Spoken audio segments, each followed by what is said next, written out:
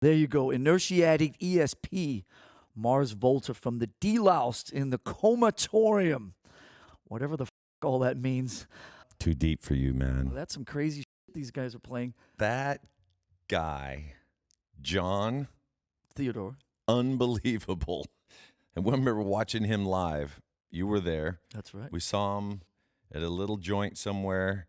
Australia. That was one of the craziest gigs I had seen. The energy those guys had, and they were all wearing fancy boots too. That was the combination that blew my mind. They're going crazy, and they look good too. Yeah, Mars Volta. We did a tour in Australia a couple 15 years ago where the Mars Volta were on, and we became pals with them and hung with them basically after every show. And on that tour, the bands would go and play their own shows on days off, and we would basically follow those guys wherever they were playing. Yeah. And John Theodore was the drummer that James is talking about, who is currently, I guess, in Queens of the Stone Age. They're all like super muso kind of guys, really, really into their instruments, and as you heard, a little jazzy. And this is probably one of the songs that I requested every night, and they would never play it because I don't know. It was too mainstream for them, compared to some of their other wacky stuff.